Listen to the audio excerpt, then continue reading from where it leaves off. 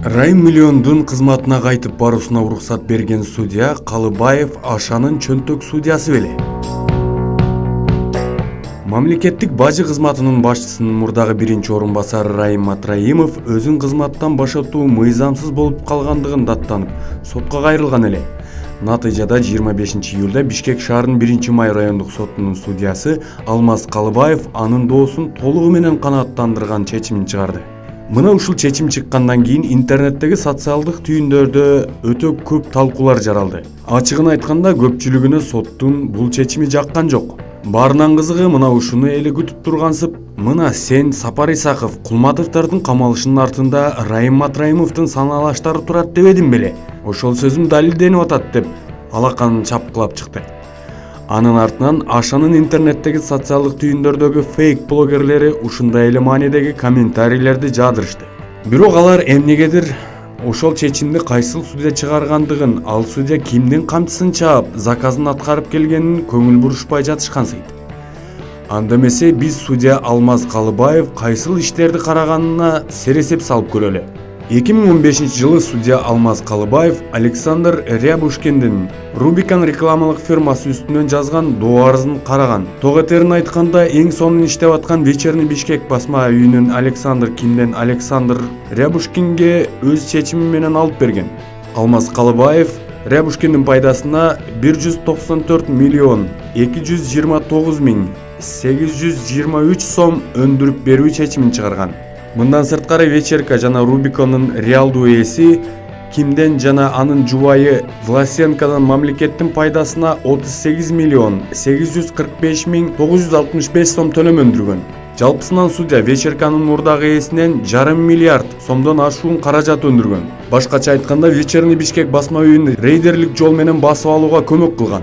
2015 жылдын сентябрында Камчыбек Ташиев Жогорку Кеңештин депутаттыгына талапкер болуп жүргөндө өзүнүн атаандашы Абдывахаповду ал Өнүгүү Прогресс партиясынан талапкер эле сабаган эле.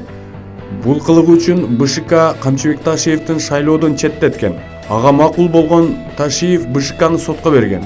Ал өзүн Республика Ата Журт партиясынын атынан парламент депутатына талапкерлигин калыбына келтирип берүүнү талап кылган.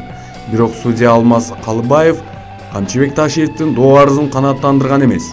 2016 жылы ал кездеги президент Алмазбек Атамбаев укук коргоочулар Исмаилова жана Абдурасуловаларды чет мамлекеттерден келген гранттарды жегиштер деп айыптап чыккан.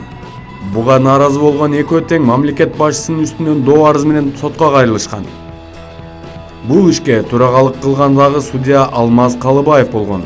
Исмаилова жана Абдурасуловалар моралдык зыян тарткандыгы үчүн 10 миллион сомдон талап кылышкан. Бирок судья Калыбаев аны четке каккан. Ошол эле 2016 жылы Жогорку Кеңештин мурдагы депутаттары Эсеноманова жана Жумалиева БШКны сотко берген.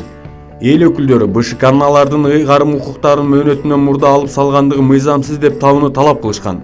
Алмаз Калыбаев Кыргызстан партиясынын тизмеси боюнча ваканттык мандаттарды талапкерлерге берүү боюнча токтомду мыйзамсыз деп тапкан. Бирок жогорку сот аны жокко чыгарган.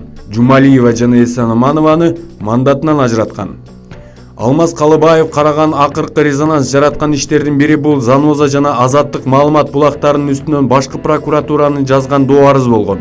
Көзөмөл органдары Заноза KG сайтынан 3 миллион сом, Азаттыктан 10 миллион сом өндүрүүнү суранган. Буга себеп Атамекен партиясынын юристинин айтканына таянып, дача сууга кулаган учактагы жүк Атамбаевдин үй бүлөсүнө таандык болгон деген маанидеги макала болгон. Кийинчерээк Азаттык радиосунун президенти Томас Кент менен Алмазбек Атамбаев жолугушкандан кийин Азаттык радиосунун үстүнөн жазылган доо арызын кайра кайтарып алынган. Ал эми Заноза KG сайтынан 3 миллион сом өндүрүү чечими кабыл алынган. Эми мына ушул иштердин баарын карап анализдеп көрсөңүз, судья Алмаз Калыбаев Алмазбек Атамбаевдин гана заказдарын аткарып келгенин түшүнөсүз. Анан кантип Матраимов боюнча чыгарылган чечимди бүгүнкү бийликке жармаштырууга болот. Экинчиден, Матраимовду өкмөт кайрадан кызматына дайындашы деле күмөн. Матраимов өзү деле кайра кызматка барууну каалабаса керек. Болгону өзүн жумуштан мыйзамсыз кеткенин ачыктап, коомчулуктун алдында акталып алууну каалагандыр.